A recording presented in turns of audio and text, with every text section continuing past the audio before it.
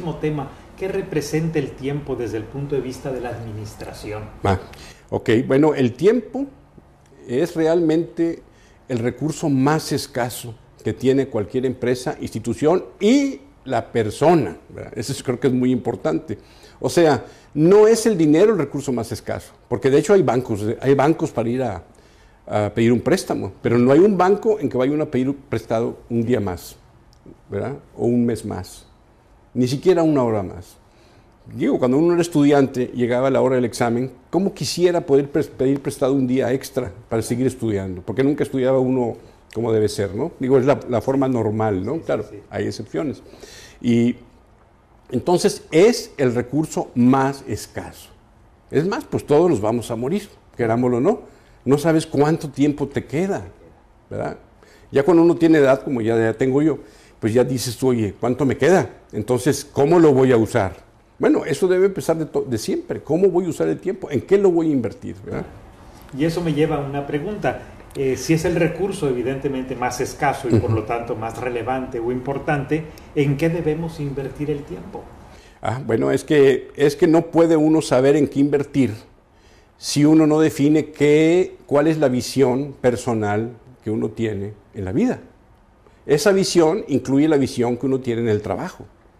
O sea, uno tiene que definir qué es lo que en el largo plazo quiere lograr en los diferentes rubros, en el rubro familiar, rubro profesional, en el rubro empresarial, en donde uno tiene que definir qué es lo importante. Porque hay una operación de todo. Hay una operación en la familia, una operación en el trabajo. Bueno, esa operación hay que mantenerla, pero lo importante es hacia dónde vamos. Entonces uno tiene que definir exactamente hacia dónde van los diferentes ámbitos, en todos, inclusive la persona religiosa incluye la parte espiritual, ¿a dónde quiero llegar? Una vez que uno define a dónde quiere llegar en diferentes rubros, uno dice, por lo tanto, tengo que hacer cosas que me lleven a esa visión. Y esas cosas que tengo que hacer o esas actividades las tengo que traer al corto plazo. Por decir algo, si a mí me interesa aprender alemán, ¿verdad? Yo por un motivo de mi trabajo quiero aprender alemán y no lo sé, vamos a suponer que ya es inglés, como ocurre aquí en el TEC, que los muchachos ya todos hablan inglés, pero quiero aprender alemán. Entonces dices tú, bueno, yo quisiera, te pones una visión, yo quisiera dentro de 3 años poder sostener una conversación en alemán de negocios, por ejemplo. ¿Verdad? Muy bien, entonces dices tú, bueno, pero ¿qué debo hacer esta semana? Dices, bueno, esta semana tengo que proponerme buscar cuál es la oferta de cursos de alemán y su costo, y al final de la semana decidir a qué escuela o a qué cursos me voy a inscribir. Si es en el propio TEC, por ejemplo, en el tecnológico habrá a lo mejor cursos que no lo dudo, y bueno, yo tengo que decidir eso. Y la siguiente semana pues ya empiezas a asistir, ya, y entonces te vas poniendo metas, pero metas cercanas, pero que van encaminadas hacia la visión. Y en tu familia también, ¿qué quieres de tu familia? ¿Qué quieres de tus hijos? El asunto muy importante es que si uno no tiene una visión clara de lo que quiere en los diferentes aspectos de su vida, uno va a estar trabajando para la visión de alguien más. Y te va a llevar la corriente. Es como andar en un barco y tú estás dedicado a la maquinaria del barco y cómo funcionan los motores del barco y la hélice y todo, y de repente volteas y llegaste a un puerto ¿qué hago aquí? Porque las mareas te llevaron, la marea o la corriente te llevó a otro lado. Entonces, creo que algo muy importante de cómo usar el tiempo es saber qué quiere uno, y eso no es sencillo, ¿verdad? Por ejemplo, cuando uno es joven se dificulta más, ¿verdad? Porque a veces no sabes realmente si la carrera en que estás es tu vocación, ¿verdad? Pero es una obligación, y creo que en el tecnológico entiendo que lo están haciendo, por ejemplo, en el caso del tecnológico y otras universidades, están tratando de que los muchachos definan una visión. Claro, las visiones se pueden cambiar. Claro. Claro. Tú resulta ser que tú tienes hacia dónde ir y resulta ser que dices, no, pues no es por aquí. Bueno, no hay problema. Cambias de rumbo. Cambias de rumbo. Lo importante es no navegar sin rumbo. Ese es el concepto, ¿verdad? Y entonces ahí es donde invierto yo mi tiempo, que es escaso. Escaso. Y yo creo que un tema fundamental en esto de la confiabilidad y de la administración del tiempo es precisamente cómo lograr un balance en el uso del tiempo entre las cosas que juzgamos importantes.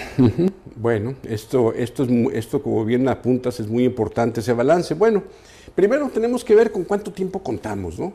Yo creo que está muy sencillo, no necesitamos más que una calculadora y multiplicar 24 por horas del día por 365 días. El año bisiesto es una cerecita extra, claro. Pero vamos a suponer que es un año normal. Entonces tenemos 24 por 365, ¿verdad?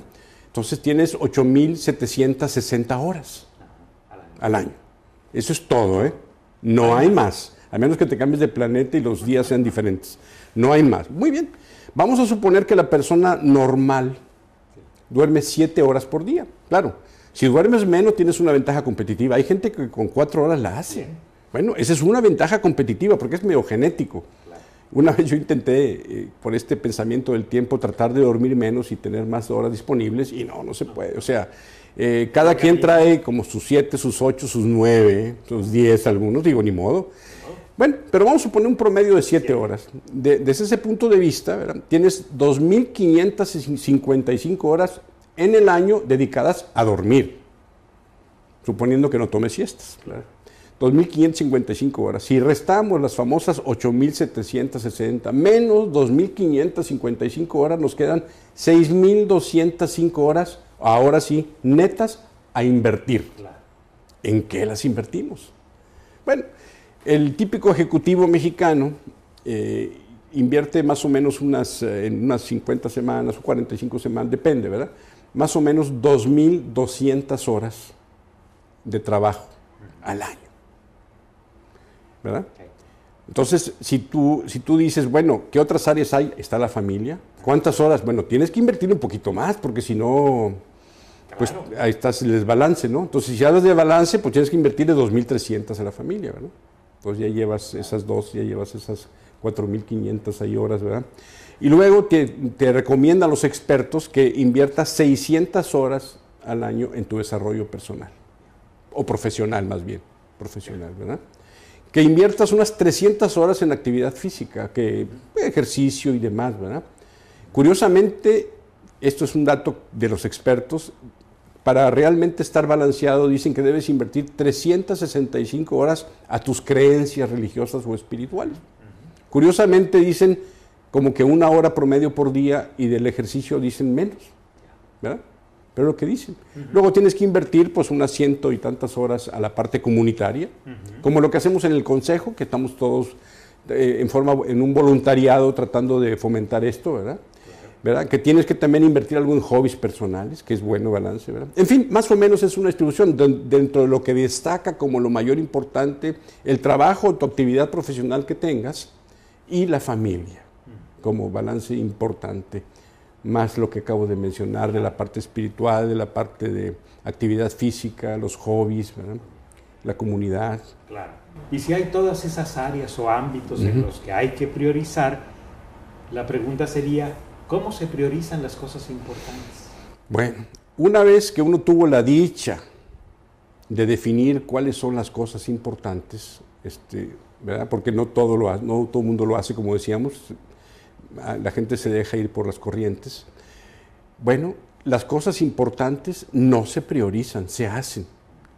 Los famosos cuadrantes que nos enseñan que lo urgente y lo importante, y lo no urgente importante, y lo no importante y urgente, y lo no importante y no urgente, ¿verdad? Sí. Esos cuadrantes son para priorizar el resto de las cosas, no las cosas importantes, ¿verdad? Hay muchas cosas que hacer, pero hay muchas que te llevan a tu visión, pero muchas más son aquellas que tienes que ejecutar por operación normal de la compañía, de la institución, de la familia, y esas se priorizan, esas sí.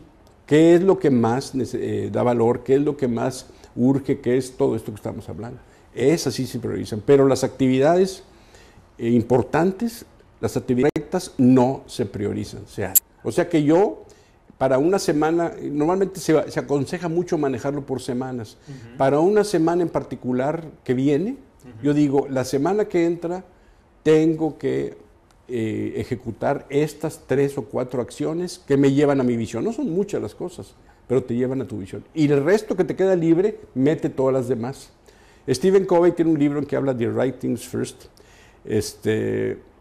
y dice que las cosas importantes son primero. Y en ese libro claramente dice, mira, las cosas importantes son como unas rocas que hay que meter en una cubeta en la que vas a vaciar arena. Si primero echas la arena, nunca puedes meter las rocas. Primero pones las rocas y luego vacías la arena, y la arena son las demás cosas que no son las importantes, que son una multitud. Pero la arena siempre cabe una vez que pusiste las rocas, y al revés no. Es como que un ejemplo muy claro de lo que hay que hacer. Esa imagen es muy gráfica de lo importante realmente, ¿verdad?